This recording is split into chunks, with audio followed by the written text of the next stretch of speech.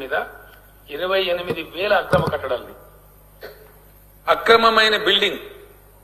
కట్టడం మొదలు పెడితే వితౌట్ నోటీస్ అధ్యక్ష చట్టం చెప్తా ఉంది చట్టం no notice will be given it will be demolished అంత కఠినంగా ఉంది అధ్యక్ష చట్టం ఎట్టి పరిస్థితుల్లో ఉపేక్షించే ప్రశ్న లేదు వారు ఎవరన్నా కావచ్చు ఎవరన్నా కాకపోవచ్చు దాంతో నిమిత్తం లేదు అక్రమ కట్టడం అంటే ఇమ్మీడియట్ డిమాలిషన్ అధ్యక్ష దాన్ని స్పేర్ చేసే ప్రశ్నలు ఎవరు కూడా అధ్యక్ష గత 65 ఏళ్లలో మూసీకి వరదలు వచ్చినప్పుడు కానీ ఇతరత్ర సమయాల్లో కానీ మాక్సిమం ఫ్లడ్ లెవెల్ ఏంది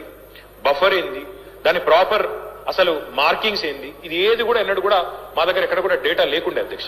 ఈ గవర్నమెంట్ వచ్చిన తర్వాత మనం సవ్యంగా మూసీకి పోయిన సంవత్సరం 2020 అక్టోబర్లో వరదలు వచ్చినప్పుడు ఆ వరదలు వచ్చినప్పుడు వరదల ఉధృతిని కూడా స్టడీ చేసి టెక్నాలజీని కూడా వినియోగించి డ్రోన్స్ ని కూడా ఉపయోగించి బ్రహ్మాండంగా అటు ఎంఎఫ్ఎల్ బఫరు ఏది ఎక్కడ ఎంత ఉంది అనేది కూడా మార్క్ చేసి మొత్తంగా ఐడెంటిఫై చేశాం అధ్యక్ష उसके साथ ही साथ हमने बलाया साहब ये भी किया कि कितने इंक्रोचमेंट है बफर में कितने हैं मूसी के बेड में कितने हैं रिवर बेड में कितने हैं इसका भी हमने एक अंदाजा लगाया करीब